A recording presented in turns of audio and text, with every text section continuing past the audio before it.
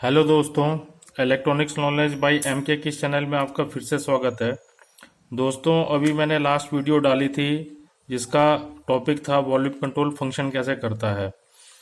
तो volume control के function के बारे में मैंने आपको लगभग लगभग सारी जानकारी दे दी थी, लेकिन वीडियो लंबी ना हो जाए इसके लिए मैंने दो पॉइंट्स अभी बचा के रखे हुए थे और वो दो पॉइंट्स आपके सामने शेयर कर रहा हूँ मैं। और पहला पॉइंट तो ये है कि वॉल्यूम कंट्रोल को वेरिएबल रेजिस्टेंस क्यों कहा जाता है।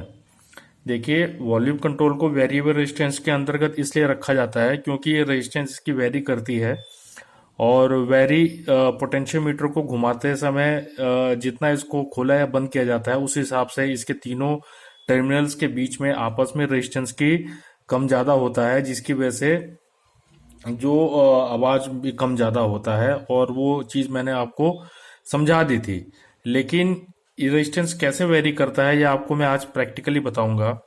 देखिए, ये वॉल्यूम कंट्रोल है। वॉल्यूम कंट्रोल में इसलिए बोल रहा हूँ क्योंकि ये जो है इससे थोड़ा सा लैंग्वेज को समझने में आसानी रहेगी। देखिए, दो टाइप के वॉल्यूम कंट्रोल हैं ये। तो ये वॉल्यूम कंट्रोल पहला वाला तो एल्कॉन कंपनी का है, ये वाला एल्कॉन कंपनी का 47K का है, और दूसरा 100K का लोकल कंपनी का है। और ये इसमें मैं दो कंपनियां मैंने आपको दिखा दी हैं। देखिए, एल्कॉन कंपनी भी एक ब्रांडेड कंपनी है, अच्छी कंपनी है, जो पोटेंशियोमीटर के प्रोडक्ट को भी बनाती थी या अब भी बनाती है। और इसको या तो एल्कॉन ब्रांड लिखा हुआ है, लेकिन ये ओरिजिनल एल्कॉन है कि नहीं है ये एक्सपीरियंस्ड बंदे जिनको पता है वो इसको जब इसको मूव करेंगे तो पता लग जाएगा इसके घुमाने के मतलब जो इसका चलने का, मूव करने का, घूमने का जो वो तरीका है या इसका जो फंक्शन है वो स्मूथ है काफ़ी। और ये लोकल वाला है, ये थोड़ा सा ये इतना स्मूथ नहीं है। तो एक्सपीरियंस बंदा जो है देख करके पता लगा लेगा कि ये कौन सी कंपनी का है, अच्छा कंपनी का है कि ये खराब कंपनी का है। क्योंकि लोकल कंपनी का कुछ देर कुछ दिनों बाद डस्ट ज़्यादा पकड़ के ट्रैक खराब कर देते हैं। एक इसमें तीसरा जो है फिलिप्स का आता था, अब भी शायद अब नहीं आता है, या आता है क्योंकि मार्केट में मिलता नहीं है। फिलिप्स वाले में यहाँ पे वैल्यू तो इधर लिखी रहती थी, इस जगह लिखी रहती थी, और फिलिप्स अपना फिलिप्स नाम नहीं लिखता था, वो खाली यहाँ पे 1 2 3 डॉट बना देता था, जिससे पता लग जाता था कि ये फिलिप्स का है। और देखिए, ये ऑन ऑफ वॉल्यूम कंट्रोल है, ऑन ऑफ वॉल्यूम कंट्रोल है। और ऑन ऑफ वॉल्यूम कंट्रोल ये भी 4K7 का, ये रेडियो के सेट का है।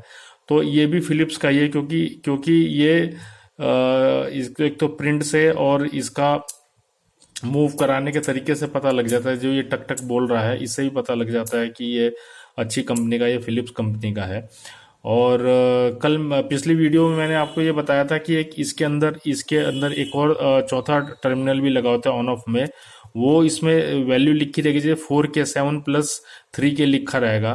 तो वो अलग से ऑडियो का सिग्नल को यहाँ पे दिया जाता है, और वो मतलब वो भी अलग से एक ऑडियो को कंट्रोल करता है, साउंड की क्वालिटी को बढ़ाता है या कम करता है, जैसे जैसे वॉल्यूम कंट्रोल को टोन जो है उसको बढ़ाया जाता है।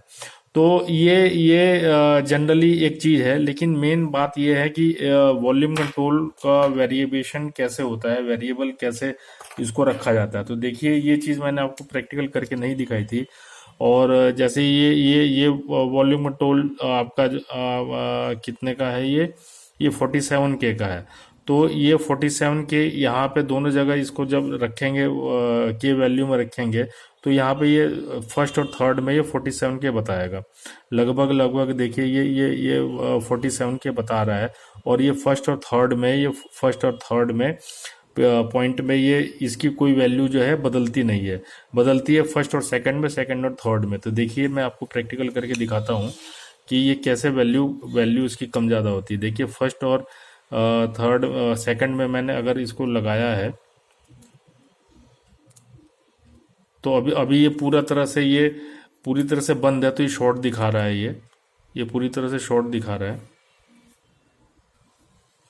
तो दोस्तों देखिए, ये मैंने वो फर्स्ट और सेकंड पे इसको टच करा दिया है।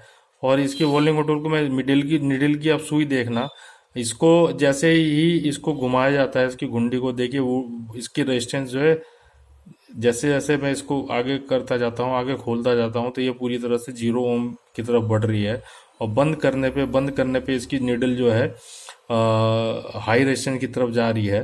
तो ये रेजिस्टेंस जो है इसका वेरी कर रहा है, इसलिए ये वेरिएबल रेजिस्टेंस के अंतर्गत आता है। और होता क्या है कि जो ये वॉल्यूम कंट्रोल होता है, वॉल्यूम कंट्रोल में फर्स्ट और थर्ड के बीच में एक रेजिस्टेंस का ट्रैक होता है, ऐसे ट्रैक होता है, और सेंटर वाला पॉइंट इस ट्रैक के ऊपर चलता है।